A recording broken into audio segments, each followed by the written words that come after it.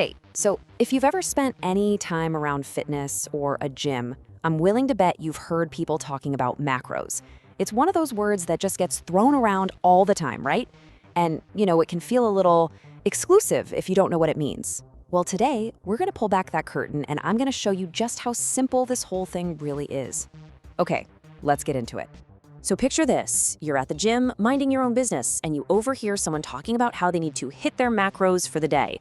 It's a super common phrase, but if you're not in on the lingo, you might feel like you're missing a huge piece of the fitness puzzle.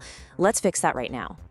All right, here's our game plan. We're gonna start with what macros even are. Then we'll meet the whole macronutrient family.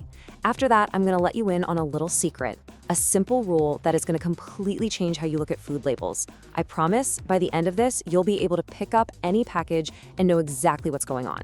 Okay, first things first, let's just clear the air. What in the world are people actually talking about when they say macros?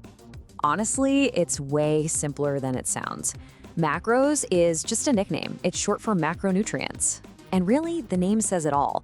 These are the nutrients your body needs in large or macro amounts just to function and, well, create energy. It's not just about calories, though. The type of macro is a huge deal. Protein helps build muscle, fats are essential for things like hormones, and carbs, well, carbs are your body's favorite go-to fuel. So, who are the members of this big, important macronutrient family? Let's meet the key players that actually make up the food that's on your plate. So believe it or not, there are 4 of them. You've got carbohydrates or carbs, protein, fat, and alcohol. Now, alcohol does provide calories, but for what we're talking about today, we're really gonna zero in on the big 3, carbs, protein, and fat. Those are the ones that matter most for nutrition. Now, here's the absolute key to this whole thing. Not all macros are created equal in the energy department. Each one gives your body a different amount of energy, and we measure that energy in a unit you definitely already know, calories. And this little chart shows you exactly what I mean. See? For every single gram of protein or carbs you eat, your body gets 4 calories of energy. But then look at fat. Whoa, it packs 9 calories per gram. That's more than double the others. It's why you hear people call fatty foods energy dense, and alcohol, well, it lands right in the middle there at 7 calories per gram. And now for my favorite part, the trick that ties this all together. Seriously, to understand any nutrition label without getting a headache, you only need to remember one simple kind of magical rule. This is it. This is the key that unlocks the whole thing.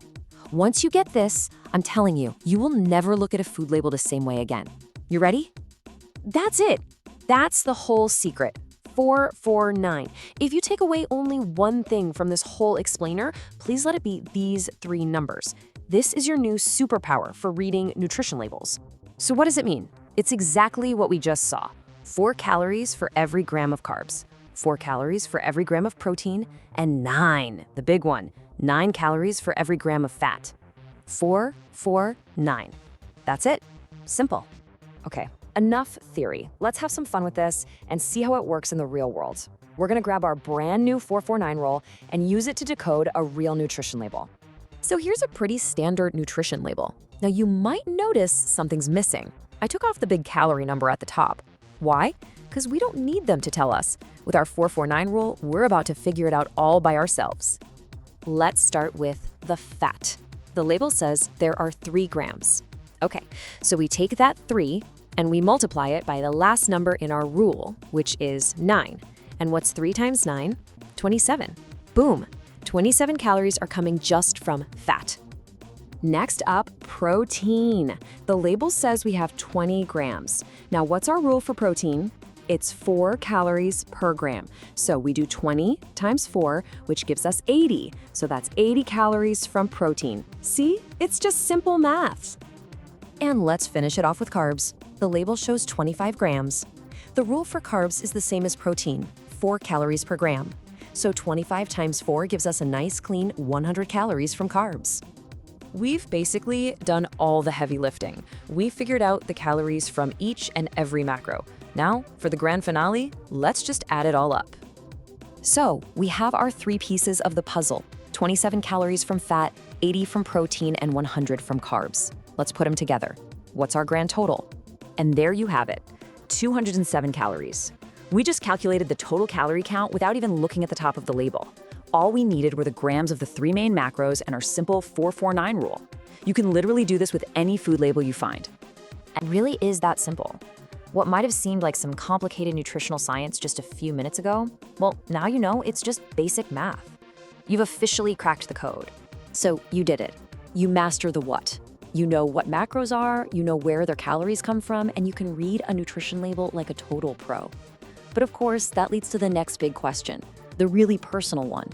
How many grams of carbs, protein, and fat should you be eating for your body and your goals? Well, that's a whole other adventure.